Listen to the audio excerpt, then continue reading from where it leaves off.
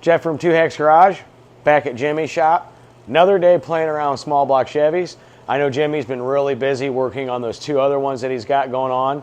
One of them's kind of a basic, very loose build for a derby car, and he's also got one that's a 1970 LT1350. That's all original, that's a refresh. This one here is going to be that 388 cubic inch small block Chevy.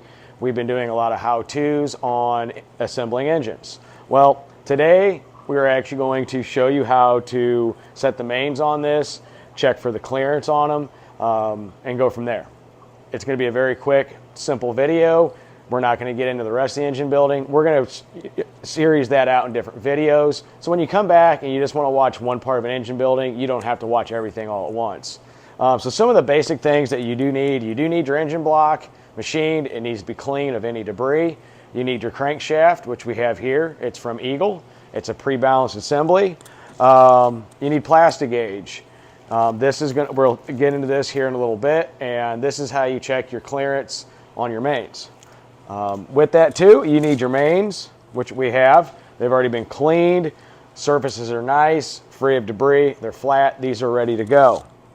The other things you're going to need is your head studs. We are using ARP bolts and stud kit. This is going to be pretty nice. It's the 12-point set. Really like these a lot. And you'll actually need your bearings. These are made by King.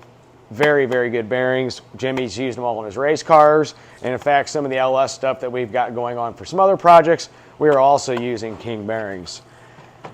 You're going to need assembly lube, but not right at first. We'll get into that once we get going on this. We use Clevite, their assembly lube, really good stuff. You're going to need, generally speaking, like a rag, like lint-free rag, just to make sure all your surfaces are clean. And obviously you're going to need basic hand tools here. This isn't crazy, but you will need a torque wrench, and you'll know how to operate that too. And the other thing that you're going to need in this process is some fastener assembly lubricant. Since we use ARP bolts and studs, we also use their fastener lubricant. This helps when it goes in there to make sure the bolts, when you go to disassemble them at a different point, they don't get seized up. It just has that nice layer so they don't get seized up, full of junk, and all that type of stuff. So what we're going to do is we're going to actually get started on setting these, and we're going to do it step by step. I'm going to take a quick 5, and from there, guys, we're going to show you how to set the mains on this. See you in a few. All right, so the first step of what you're going to want to do is you're going to want to actually put your bearings into the main surfaces on the block. Now, I'm going to show you something here real quick, and on the back bearing here, you'll see there is 2 different types of bearings, because obviously it clamps like that around the crankshaft. But if you look here, it's got this groove and this oil hole. And if you look here, it's also got an oil hole. That's got to line up. And if you look, it's got the little tang, and it's got that one there too. So basically, you're going to take one of them, the bottom half of the shell, and you're going to go in, and you're going to get that set in there till it's nice and flush. That's not me peeing, that's just a water line from the furnace. It's going down. So if you look here, that one's in place like that. It's nice and flat, and the oil hole lines up. Now you do have the same thing with these bearings here. Same thing. Your cam oil feed tubes that come to the actual crankshaft, like we showed you how we installed the cam bearings, there's that hole. Well, that's the same thing here, and it's also got the tang, which lines up there. So you're just going to set the other half aside. And you can't get them wrong because the tangs are 2 different spacings. So you're going to push that in, get that in place. And mind you, when you get this done, what you're going to end up doing is you're going to wipe them clean. We'll show that here in the before we go to put the plastic gauge in. So you just follow those steps. And like Jimmy said, you can't really get them wrong because of those tangs right there. That's how they have to go in. They get locked in place with that. So I'm just going to go through here. Besides the bearings with the grooves in them. Now they do make full groove main bearings. Yeah. You can get. But the main bearings, the tops, or the bottom, I guess, the cap bearings, they don't have no oil hole in them. So you couldn't get it wrong anyhow. So yeah, so that is the first step. Make sure those are all locked into place like that. And guess what? You're good to go. As you can see here, the oil feed holes are all lined up. The tangs are in the right place. So the other half of these bearings, you'll just set aside, and we're going to go on to the next step. See you in a minute. All right, so the next step, after you got your bearings in, you're actually going to set your crank in. It's a really good idea to do a pre-inspection on it to make sure there's no rust, anything wrong with it.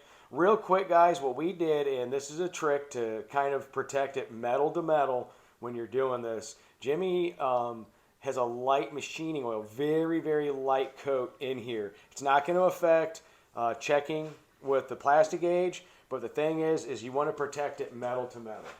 I'm going to set it on the block. Hang on. All right, so this is a 3 3/4 stroke Eagle crank, and you just want to make sure you go down nice and even with this, and there's a groove back here. And before you do anything, you just want to visually inspect that, hey, you know what? It's lined up where it needs to be.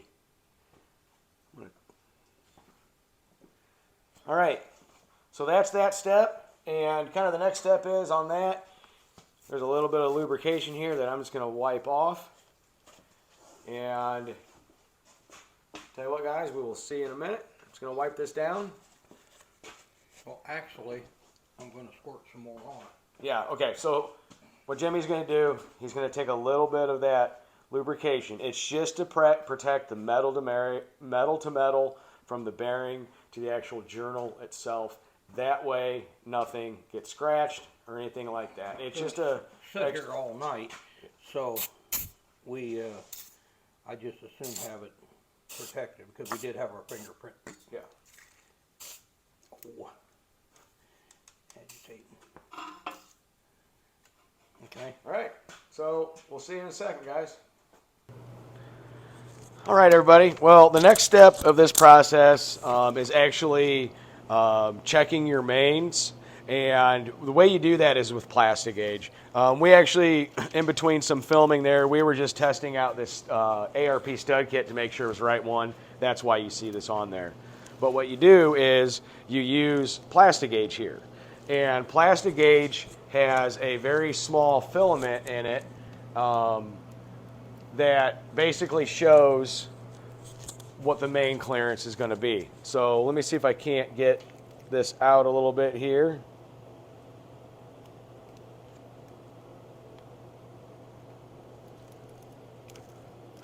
Slide half the time. So kind of what you're going to need in this step is some plastic gauge. Peel it out of there. Which looks like that. You see that little filament right there, okay? That little filament right there is called plastic gauge. And what happens is you put that on your mains, and then when you torque down your mains, it smashes and you'll get a reading and you'll measure it with this. But we're going to go over that in just a second. So the other things you're going to need for it is you're going to need your either stud or main bolts. And we're actually using an ARP kit. These are really nice. This is a stud kit. It's not a bolt kit. And the nice part about ARP is it does come with instructions and tells you, the strength on it, and it also tells you the torque reading. So on this one, it's actually 80 foot-pounds, so that's what we'll torque it down to. You're going to need an accurate torque wrench for this. The other thing you're going to need on this, you are going to need some fastener lubricant. And the reason why that's important is on the fastener lubricant, you put it on the threads, you put it down in the block, and what that does is it prevents any galling, gunk in it from seizing up. So yeah, those are the tools that you need for that. Like I said, we just put this one on to test fit the studs to make sure the kit was going to work right. So let's go step by step and show you how this is done. I'm going to take a little bit of plastic gauge here. And mind you, it's real tiny, really, really tiny. And You just take a little bit of that piece and you lay it on the actual journal, the crankshaft journal. And you do this with rods too, which we will end up going over. So what you're going to want to do is you're going to want to get it flat in there, which can kind of be of a trick sometimes. Get it laid in there flat, just like that. So if you look on that journal right there, I do have a piece of plastic gauge, and you want to run it this way. We'll show you why when we go to measure it. So the next step of this is you're going to need one of your main caps. And mind you, with a small block Chevy and pretty much all main caps, there is an arrow on here that will point to the front of the engine. So they are oriented a certain way. And if you look on there, it's saying that that's the front. And also with these main caps, they are numbered, and you want to put these back to the number that they were at. So we got to do number 2 with this.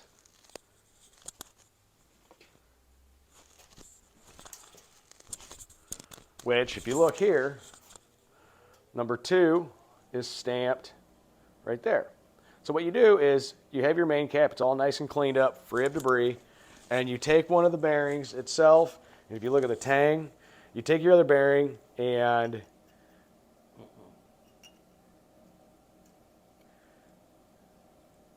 you want to do is you want to get your bearing just set in place. And you can't mess this up. It's flush.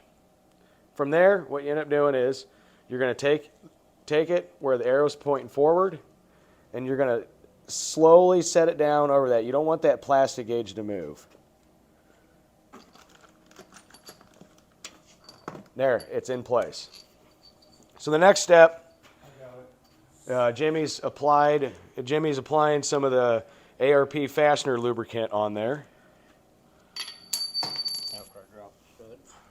Now, if you look here, they do go 2 ways with this stud. So you look at this end, it's flat. That goes down in the block. And this side here sticks up because you can tighten it with that Allen head right there. These sides are 2 different threads. Yeah. The block's got 7/16 coarse. And the nuts have got 7/16 fine. Also, if you look on these washers, unlike the ones that are actually a bolt kit, these aren't beveled on each end, so they can go each way. However, Jimmy does do a little trick with these.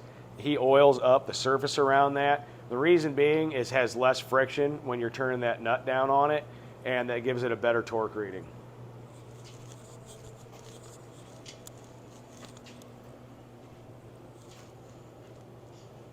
So what you do is you move on to the next one. Now,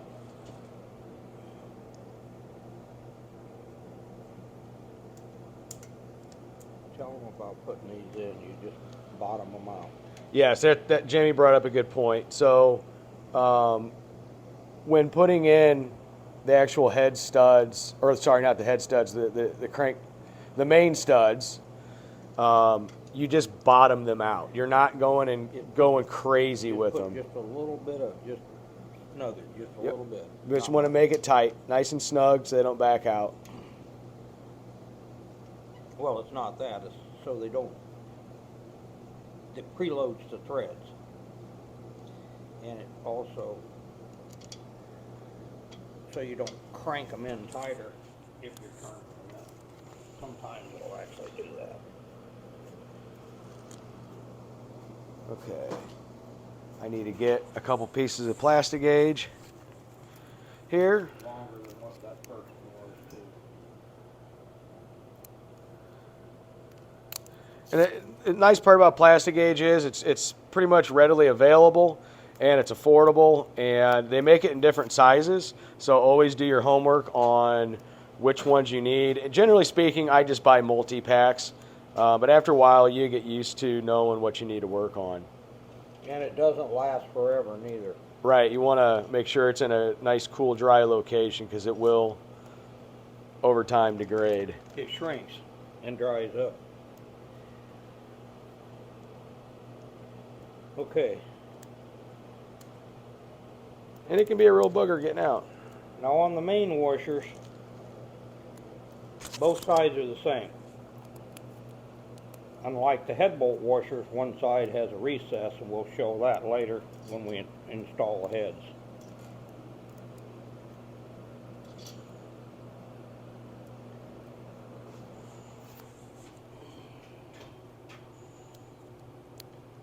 Yeah, I've done this like this for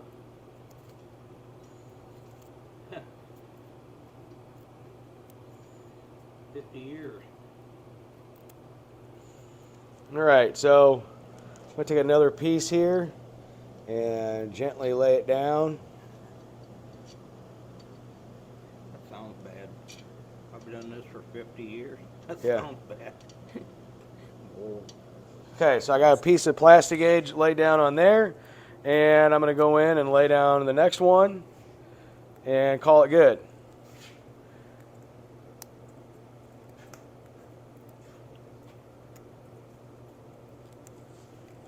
And I got to start putting the mains on.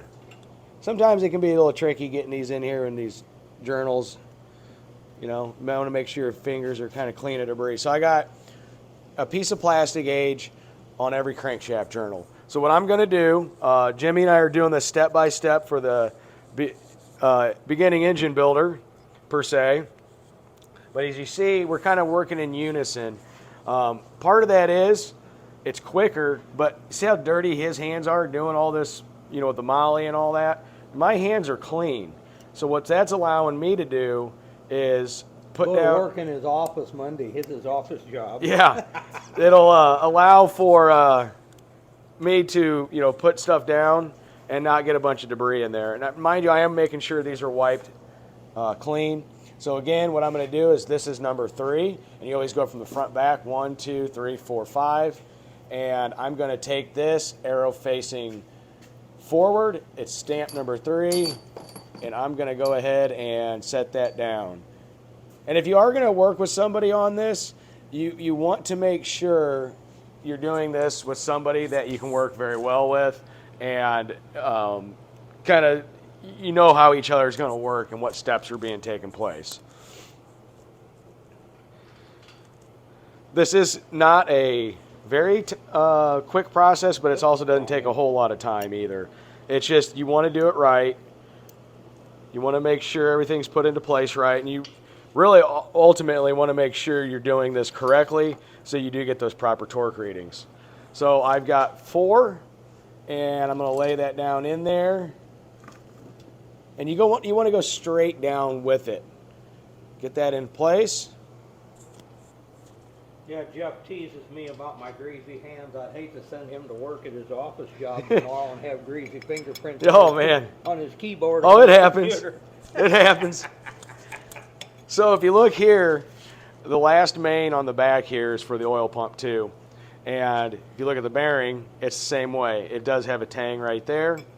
You want to make sure that that itself is lined up. So that's the back one. It's only going to go on one way. One thing that I might add, what's nice about ARP studs is they were really thinking when they start designing their studs, because they make them out of a very, very high quality steel, and they have a very strong tensile strength. But one of the coolest things about it, I've been doing this for 50 years, and or actually maybe a little more. But the bottom line of it is, if they started, and I don't know if they came out originally with it, but if you notice, there's an Allen socket for an Allen wrench in the end of their stud. I've seen a lot of studs that don't have that, so you just had to wind them, either double nut them and wind them down, or just wind them down with your fingers. I like this because it makes it so simple. If you ever need to remove the stud, you can just put the Allen wrench in it and crank it back out. Yep. And they do their head studs the same way. Now if you look here, when I put this in, it only goes on one way, and there's actually a pin within this cap that lines it up there, which is kind of a neat feature. So we got all the caps on now. And what's going to happen is we're going to go through and finish the assembly process on this. So while we finish assembling this, I'm just going to throw it on time lapse.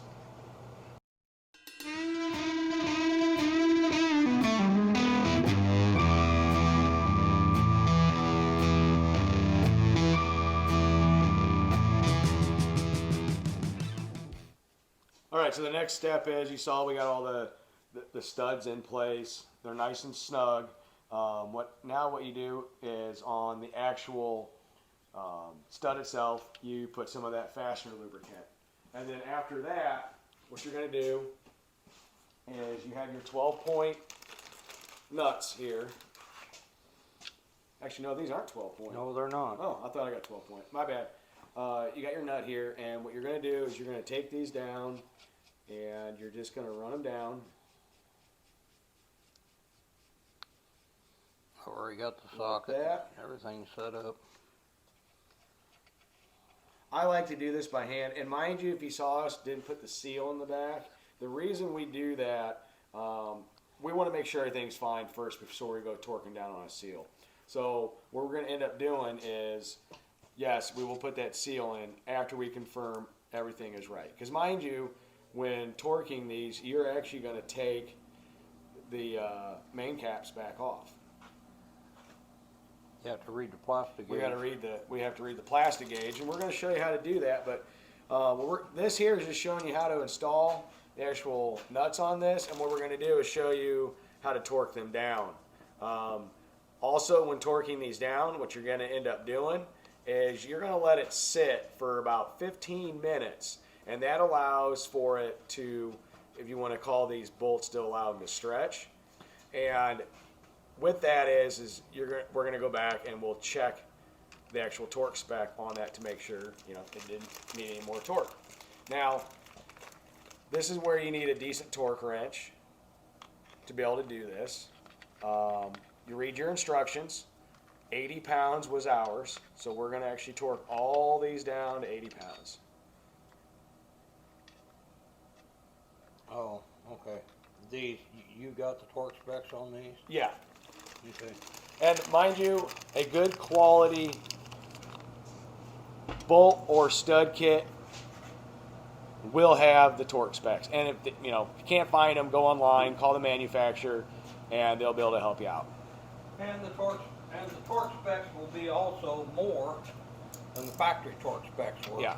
These are a 200,000 PSI stud kit, which is quite a bit. Probably overkill for this motor, but you can never build stuff too strong.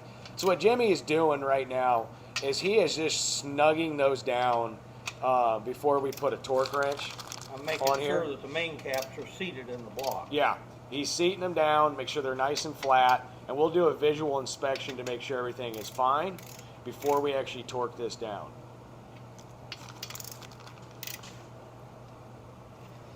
It puts a little preload on the threads too, which is not that big of a deal, but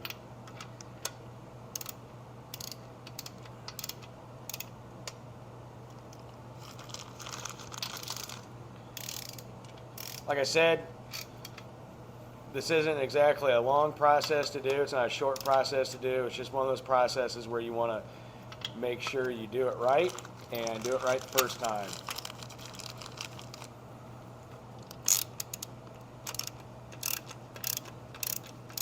Basic hand tools are needed, except for that torque wrench.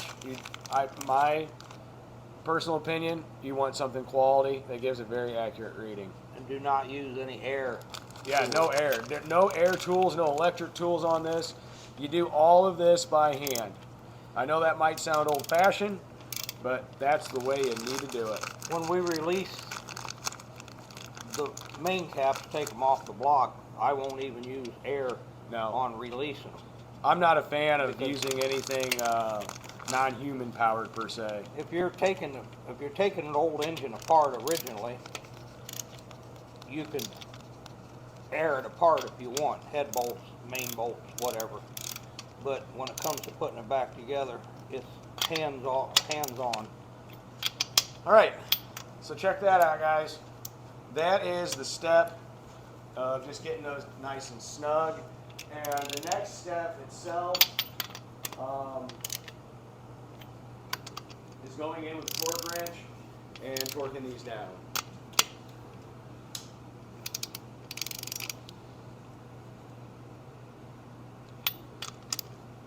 Jimmy's got all those nice and snug, and if you look here, everything's set up. The mains are on correctly, all the arrows are facing forward, they're numbered correctly.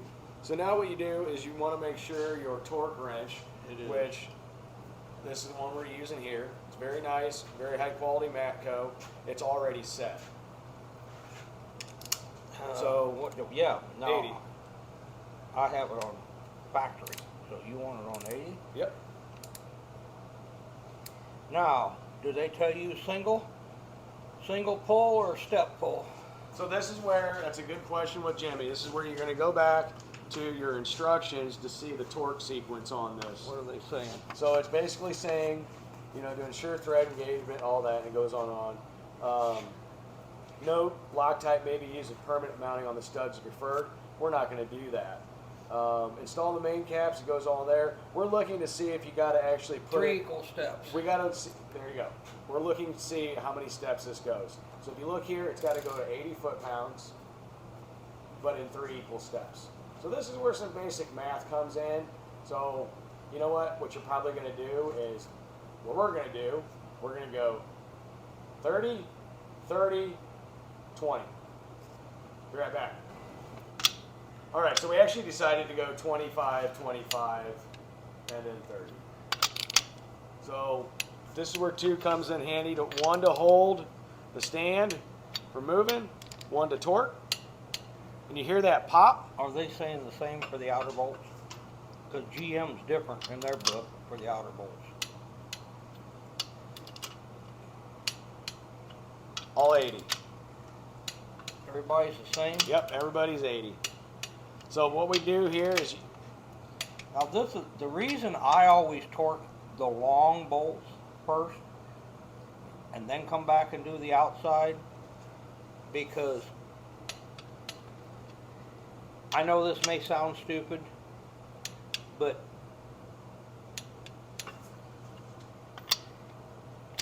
if you pull it down here first, you have a less chance of ever flexing or bending a main cap or breaking one, just in case something was wrong and you didn't catch it with your eye. But it just makes good sense to me to do it like that, because the wider you send something out, the more chance you have, yep, more leverage to break something. All right, so if you look and you listen and you hear a pop, hear that little pop and click, that is the torque wrench telling you you've hit your torque rating. So now we've hit our first 25 foot-pounds of torque on all these, and now we're going to go up to 50. So I incorrectly said 30, 30, 20. We're just doing it now 25, 25, and then 30. So it's at 50 foot-pounds now. You can really hear it clicking. And I can also feel the stud move a little in the block, winding itself in further.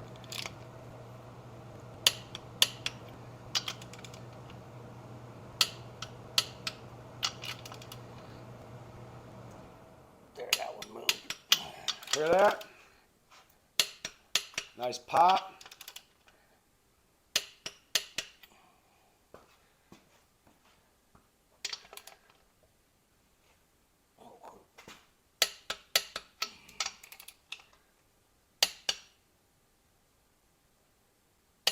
Okay, so now we got them at 50.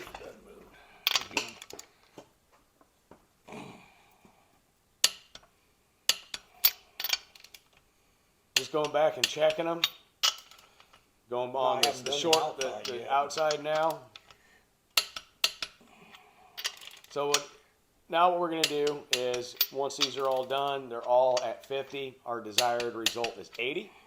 So we'll have to adjust the wrench up to We'll run it up to 80. I'll do these, and then when we back it off, then you can retorque them the last time. Yep. Well, I mean, the final, when we put them on to stay. So yeah, we're going to do the final torquing. All right, so they've been sitting for about 15-20 minutes, and what you need is a big breaker bar and you're going to break everything loose. The reason you do that is because we need to actually remove the caps and measure the bearings. So this is the step here where it's going to kind of come important on having a pen and a piece of paper handy to document your findings per se. Get your, I'm loosening these nuts. I don't want to hit you and yours. Oh, okay. Whoop. Thank you. There we go. Yeah, safety first.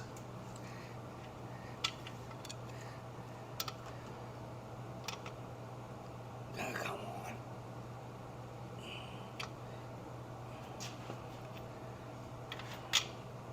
If they were 12-point nuts, pocketed index a little different on them. Yeah. So now what we're doing is we are just going and loosening all these up, because what we got to do is remove them. And we're going to do it one by one, because we're going to show you what it looks like to measure these with plastic gauge.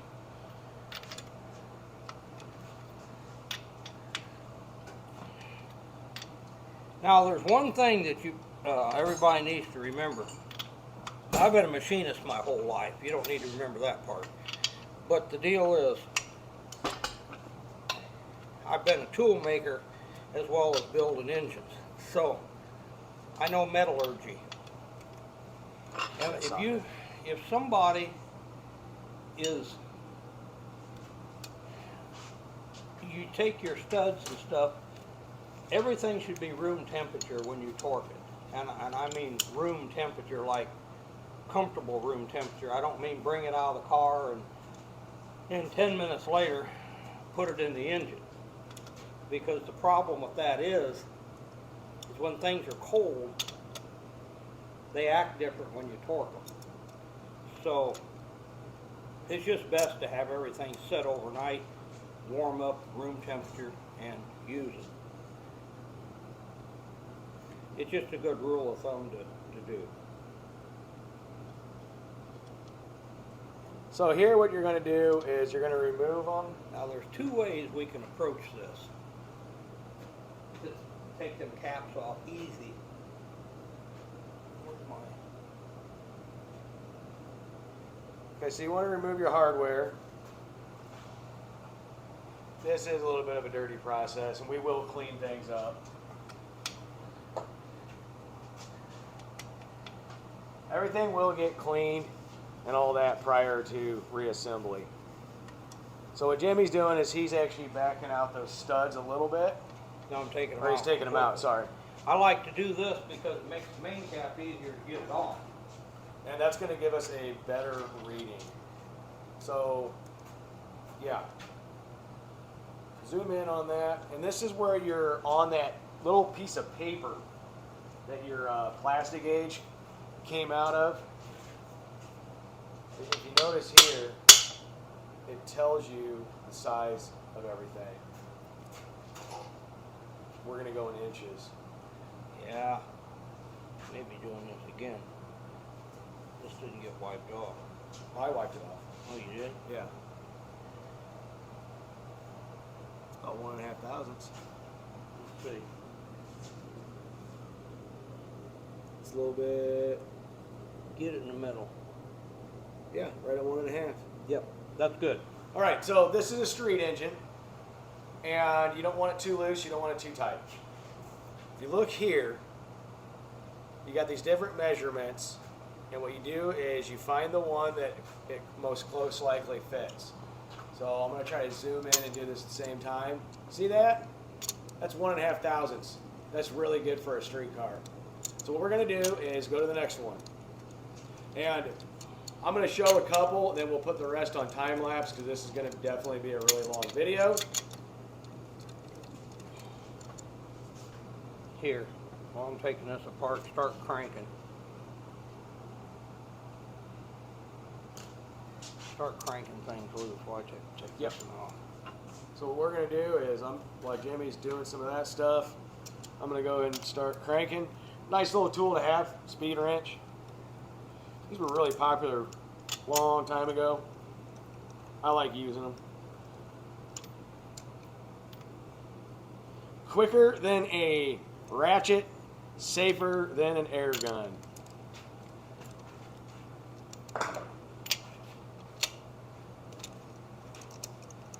Now see, look, we snug these in the block. I'm taking these loose by fingers.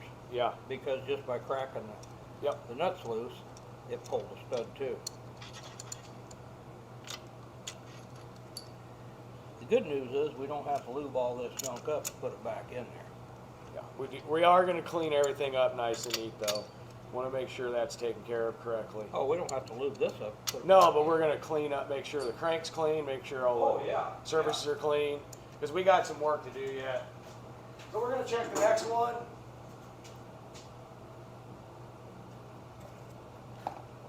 This is number 2. And you want to make sure with this that you're going to lift this up. You don't want to move it around, slide it around. You want to make sure you can get these caps out as best as possible.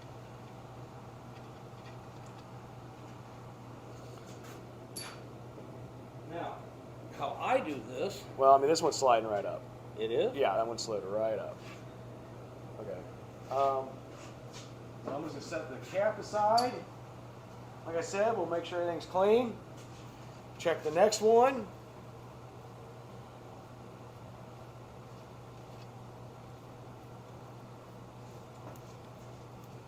See that right there? That is what Plastigage looks like when it's smeared on a crank.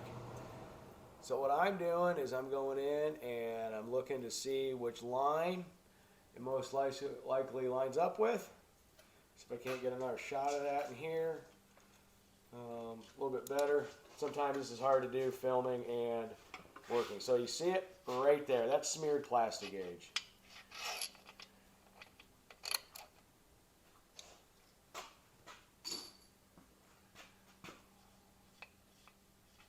I just moved it. I already had checked it.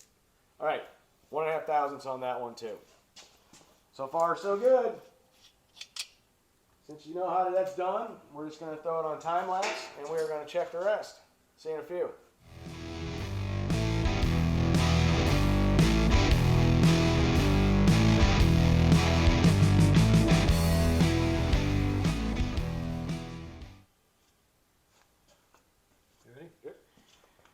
Well, we got all the Plastigage checked, or as my one old buddy that's older than me, has been doing engines longer than me, he calls it plaster gauge, but that's just a little bit of a joke. The rear main usually has a 1/2 thousandth oil clearance more than the rest of them. 1, the thrust is there. 2, it's a wider bearing, so they give it a 1/2 thousandth more oil clearance, generally. Everything came out perfect. And with using Eagle cranks, we've never had any trouble with Eagle cranks. It's a quality crankshaft. I've used a lot of cranks that are quality. I probably use Eagle more than anybody because the people supply their parts a lot of times versus me buying them, or Jeff and I buying them, I better say.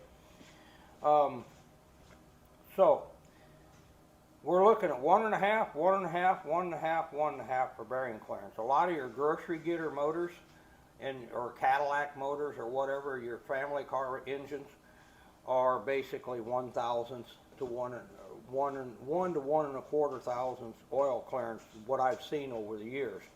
But this came in fine because it's got 1.5, and that's even better yet, especially if the guy's going to buzz it up in RPM. So, like I said, Eagle makes a very quality crank, and their rods also. And you'll be seeing the rods here in a few minutes. All right, so the next step on this is we're actually going to get the crankshaft out. We got the Plastigage off. We're going to wipe it up, clean it up. But we also got to make sure we put the rear main seal at this point. I use a little naphtha. You can use acetone lacquer thinner, but naphtha seems to work and melt the Plastigage real well. Just put a little bit on a rag. As you can see, it wipes the Plastigage right off. And then, of course, we'll be showing you how we lube the bearings for installation when we put the main cap back in. Now, mind you, like the extra grease and stuff you see on here, It ain't gonna hurt nothing. I'm just gonna go ahead and wipe it off because you're gonna have a whole bunch of assembly lube anyway in this engine. I'm just gonna wipe it off so when we go put back together, it's a little bit cleaner for us. So at this point, what I'm gonna do, I'm going to get this crankshaft out of here, but so we can get stuff cleaned up and get on to the next step.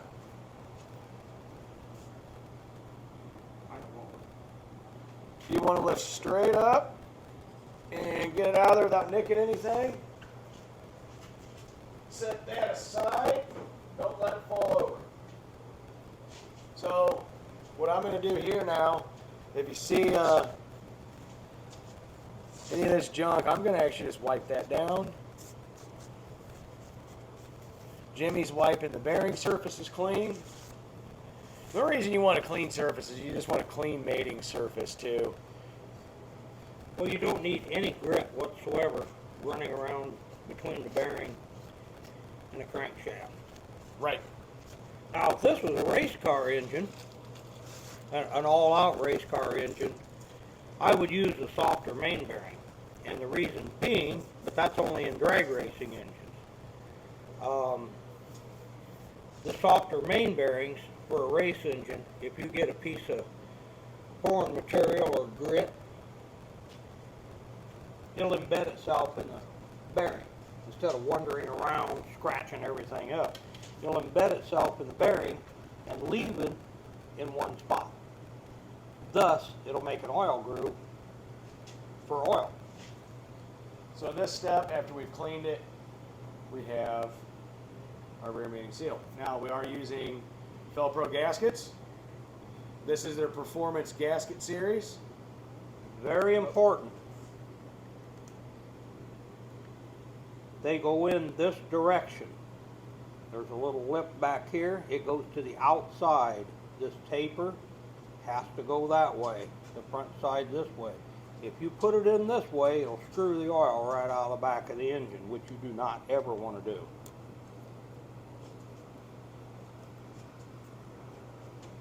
And then we always leave one side of it up a little bit. You put it in the main cap, corresponding, mating it like that, and that way, where the two halves of the seal are split, it's less of a chance of an oil leak. That right there is years of knowledge. Besides, it says so in the instructions. Both. All right. So the next step on this, what we do have, Jimmy's actually putting the other half of the seal into the main cap. It's just one of those things that you kind of have to eyeball it. This side, the cap goes on like this, so this is sticking up a little. And when you put it in place, it'll actually force one another sometimes, but it'll be, they don't leak. Okay. So the next step, well, we can't put that on there yet, but No, Jimmy's just going to align it to make sure it's right. Just kind of pre-fitting it. But the next step you want to do on this process is you're actually going to put the crank back in. Before you put the crank in, you do need to lube up the actual bearing surfaces in here.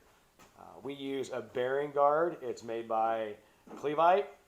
They make very good bearings too. Is that a brand new bottle? This is a brand new bottle. Get this when it's open. So what you do is you actually put lubrication in the bearings, which isn't hard to do. You just want to make sure you get it nice and coated, because on your initial fire up, you want this thing to be protected.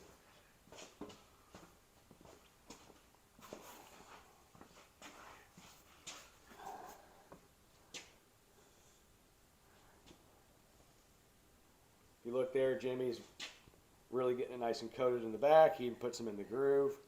He's doing the same thing here. And from there, Well, there is a method to my madness.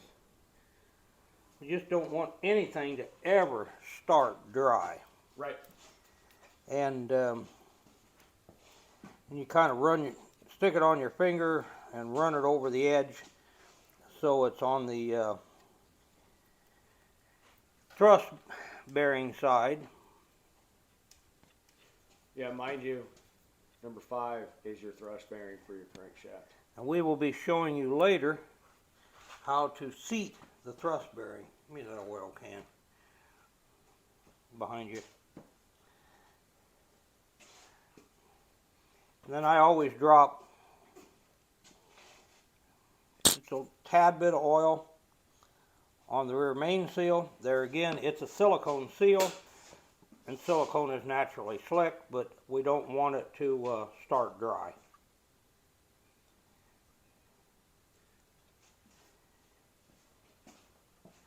You just run the bearing lube around on the bearings. And if you look here, he's got them very well coated on everything. And this is one of those things that's not going to hurt to overdo it, because you're going to run it for just a while anyhow, for a few miles, and then change the oil. And it'll mix with the oil with no problem. But before we put the crank in, we're going to wipe the crank down. Yep.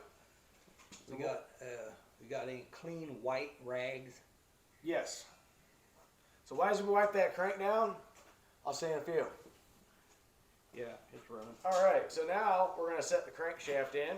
Normally this is a really good idea with 2 people. You get a nice balanced method of putting it in. You want to go down nice and slow.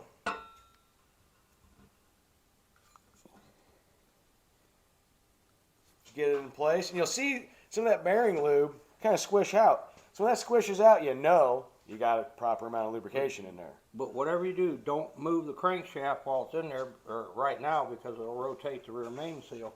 Now, I'll oil up. What we're going to do here then is these are going to get oiled up the same way on the journals. And what we're going to do at that point is we'll put our caps back in, and we will go through and torque it down just like we earlier showed you. But for time's sake, since you've already seen how to oil bearings, you do the exact same as you did to the bottom, to the top half of the bearings. Make sure it's all nice and lubricated. You go back and you put your mains back on. You follow that torque sequence that is determined by the 80 foot-pounds. We went 25, 25, and 30. And you let it sit. You go back in and torque it again. So I'm just going to throw it on time lapse as we do that. That way, since you've already seen it once, you can see it in fast motion. See you in a few.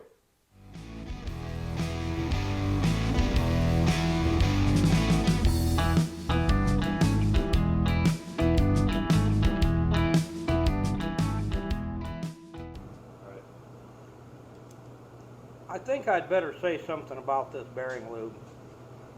Over the years, I've seen people assemble engines, and this dark gray, almost black moly lube that you use for ARP bolts to tighten them with.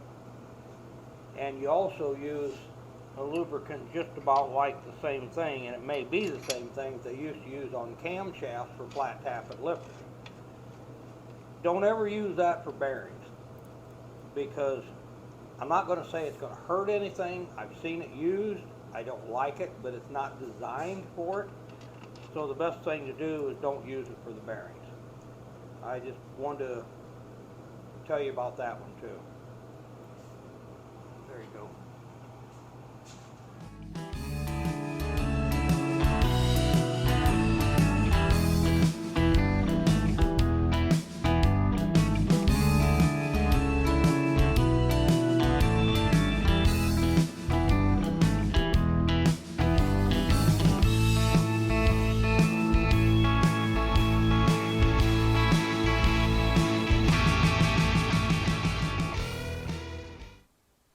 Okay, now we're going to set the thrust bearing, and you do this before you torque it.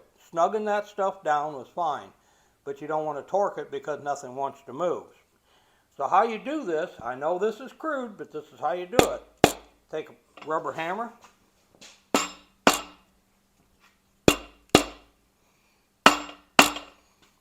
because the thrust bearing on the rear comes over the edge of the rear bearing, and that keeps the crankshaft from walking forward or backward. some engines, like Ford's, the thrust bearing's in the middle of the block.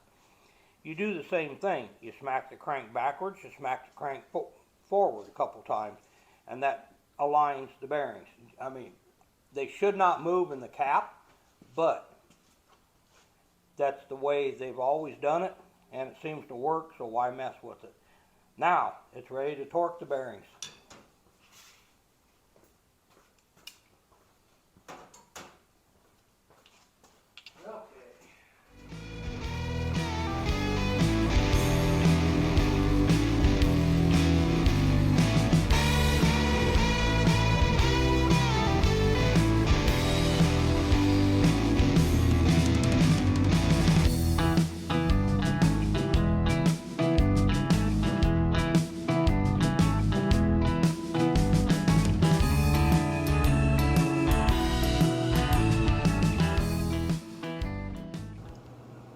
Okay, now that we've torqued everything, one of the final checks, grab the crankshaft and then just see if it turns. Yes, there's going to be a little bit of resistance to it, and the reason, I mean, I'm just doing it with one finger here. You can see. You're going to feel some drag on it, all because of that thick bearing lube that we put on it. But it feels good. I'm rotating it completely. I don't feel any catches or jerks or anything like that in it, except for I about stuck my finger in there where it didn't belong. So outside of that, everything's fine. And then seeing as we wiped the crankshaft off, we blew it off, but we'll blow it off again, and maybe a time or two after that, because what we have to do next is we have to start checking the side clearance on the rods to make sure everything is cool there. So we will be back. Thank you. Well, we're going to call that a wrap. As you can see, it's not actually rocket science. It actually just takes some basic tools, a little bit of preparation, the right hardware, and the right lubricants, and of course, teamwork. A little bit of focus, a little bit of patience. So basically what we did is we showed you how to make sure everything was clean, put the bearings in, check for the clearance on these, take it all apart, torque it, clean it back down, reassemble, all that type of stuff. I could go on and on and on, but this is already a long enough video, and it's pretty straightforward on how to do this. We did do a step-by-step, which is kind of nice. But yeah, so it's already going this bottom end. So the next steps on this is we got to get some rods and pistons and all that type of stuff, because we really want to get this bottom end wrapped up here pretty soon. So with that, guys, I'm actually going to call it a day on this. And the next video on this is literally going to be installing the pistons, the rods, checking those clearance, all that fun jazz. So with that, guys, I hope you enjoyed it. I know it was a long video, but you know what? It was very informative. Hope you learned something, and we'll see you tomorrow. Later.